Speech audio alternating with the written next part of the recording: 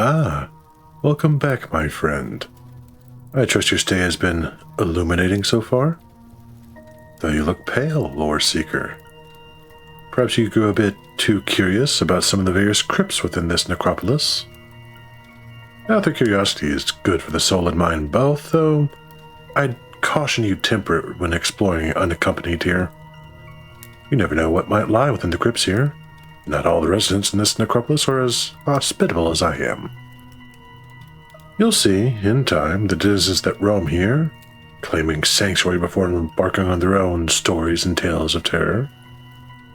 Though, speaking of creatures of nightmare, perhaps we can welcome in the evening with a tale of just one such magnificent terror. Possibly one of my favorite malevolent creatures your kind has created.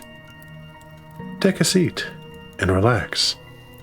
Warm yourself by the fire and let me once more set the scene for you. Late one winter's night, you find yourself walking home, guided not by the light of a bright full moon. Perhaps you had a long day of study and lost track of time, or you had one too many cups of ale and find yourself marooned in the tavern once the protective light of the sun faded. Still, you don't live far. The island you find yourself on isn't all that big, and it's such a nice night. So you adjust your cap to fight off the chill as you make your way. Soon, you reach a section of the path with the sea on one side and a little freshwater loch on the other. And then you see something ahead, something that makes you stop in your tracks. There's something moving towards you at an almost lazy gait. A horse and rider, from the looks of the shadow, but something is off. For one, it's far too big to be the usual horse, and the man atop is no less of monstrous size. A feeling of cold dread crawls down your back, every instinct telling you that this is wrong and dangerous. But with water on either side of you, this thing blocking your path, the only way to go is backwards. But there is no way you're going to turn your back on this thing approaching. Scared as you are, slowly stepping backwards while prayer escapes your lips, nothing prepares you for when the moonlight finally illuminates this thing of dread. Standing your ground, you finally get a good look at what is approaching you. A massive steed, snorting out a breath of fogged air, and on its back, the slumping shape of a man that finally straightens, his head lolling to the side as if broken and barely attached. Then there was the face, far too large for a human, extending like that of a wild pig. Then there were the arms, so long they almost dragged upon the ground. As for the legs, there were none. The torso fused to the back of the horse, a horse that had but one baleful eye. The neck flexed and the head lolled, straightening to stare at you as you see that this thing has no skin, its entire body inside out like an open wound, black blood oozing through its yellow veins. The raw red flesh of the horse shifts as more steam belches from its wide mouth. It continues to move towards you as the cold dread turns to ice on your skin. Fresh water. The thought comes unbidden, but you know you have to get to fresh water. Your legs work before you even realize backing up towards the loch. The horse lowers its head in line with you, its vast jaws opening up like a terrifying yawn, and a hot stench floods your nose. Huge arms swing towards you, seeking to grab your terrified form, but you instinctively jump back into the fresh water of the loch, splashing the legs and hooves of the creature. Two throats bellow out in frustration as it steps away from the splashing water, just narrowly missing its grab to drag you away. This is your chance. Darting past with fear like a brand on your backside, you leg it along the edge of the loch. You know of a little river ahead. If you can make it that far, this creature surely won't dare to follow you. But you're not there yet, and it gives chase. Hot on your heels and enraged, snorting and roaring like a storm right on your tail. You see its huge, swinging arms coming up on either side of you in your peripheral vision, feeling the arms more than seeing them as you see the river right there. You dive, dodging another grab for you as you shoot into the cold waters of the river. Your breath taken away, you don't dare stop as you quickly wade to the other side. Looking back, you can see this monstrous thing screeching as it stamps on the other side of the bank. Panting for breath, you spot your cap hanging from one of its large hands, a chilling reminder of just how close you came to being taken.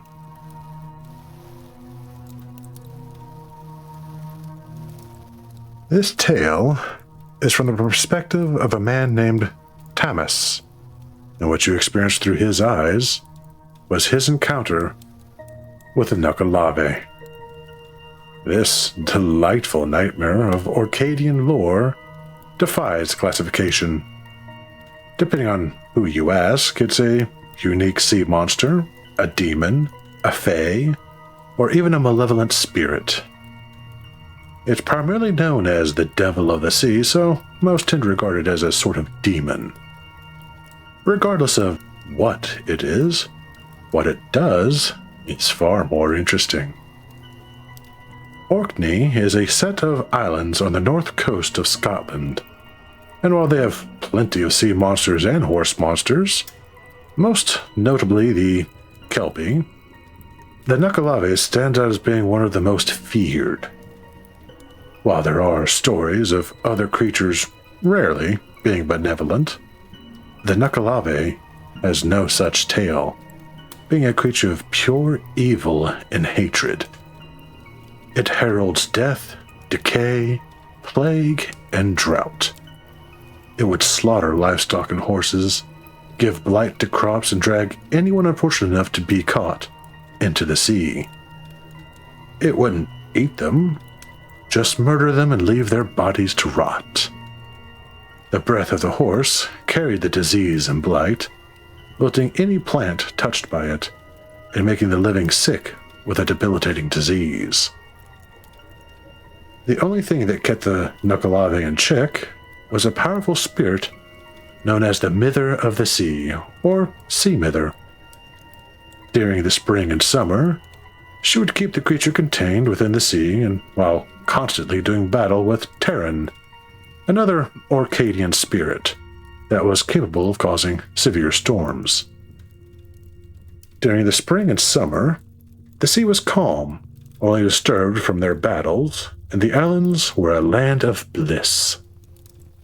However, come the autumn, Mither would grow exhausted, and Terran would finally wrest control of the sea from her, bringing turbulent waters, strong winds, and winter storms. It would also free the Nuckelavee to leave the sea and walk the islands. Once free, there was little people could do to avoid its wrath. If it was hunting you, the only chance you had was to get across a river of fresh, running water, as it had an aversion to fresh water. This also meant that you were safe during the rain, as it detested being covered in fresh water. Something that many spirits have in common through many cultures, actually. The only way to ward it off was the act of making kelp by burning seaweed. The smell enraged the Nuckelavee and drove it away, but in its rage, it would slaughter all the livestock and horses it could. While that might have spared you, it could very well have only delayed the inevitable.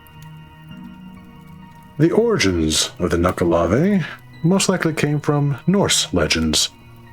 When Vikings settled Orkney, and by settled, I of course mean that they put the original inhabitants to the sword and told the survivors to deal with it.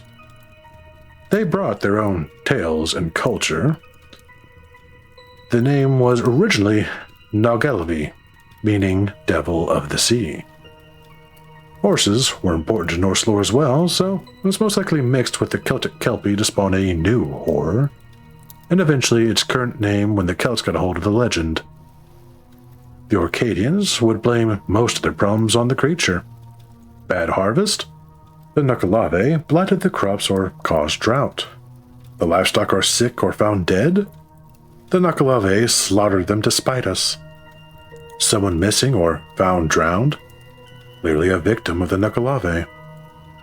So, if you're ever planning to visit Scotland's northern coast, best make sure you do so in the spring and summer to witness the paradise. Otherwise, don't go out unless it's raining. And there you have it. Quite the fascinating creature, the Nuckelavee.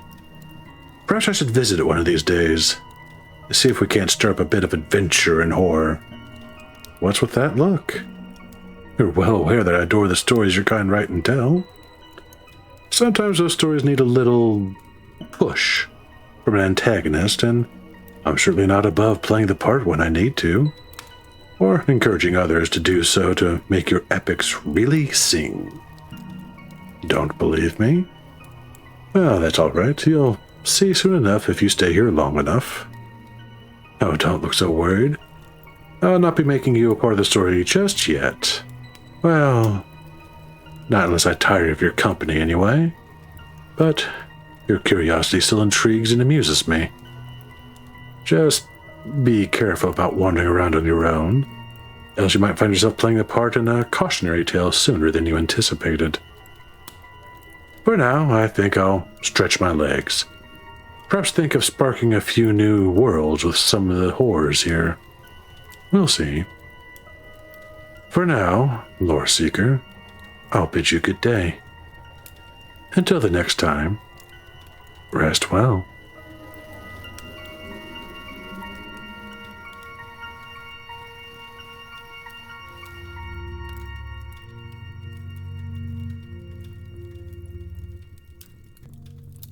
For now, it's far too big to be the usual horse. That's not what I wrote at all.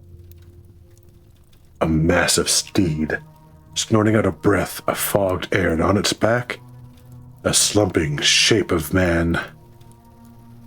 Ah, that is what I wrote. You see its huge, swinging arms coming on either side of you in your peripheral vision, feeling the arms more than seeing them as the... Whoops. That's not what I wrote there. I've made a lot of typos in this script. Where was I? Panting for breath. You shoot. I was doing so good. A chilling remember. Remember? That was supposed to be a reminder. Oh my god, I need to proofread my stuff better. Eve, I thought you were proofreading this too. Come on. The Nuckelavee blighted the crops or caused drought. I don't think I said that right. The livestock are sick or found dead. The Nuckelavee slaughtered them. Let me take a sip of something and then try that again. If you're planning to visit Scotland's northern coast, damn it. So, if you're planning... Blah, blah, blah, blah.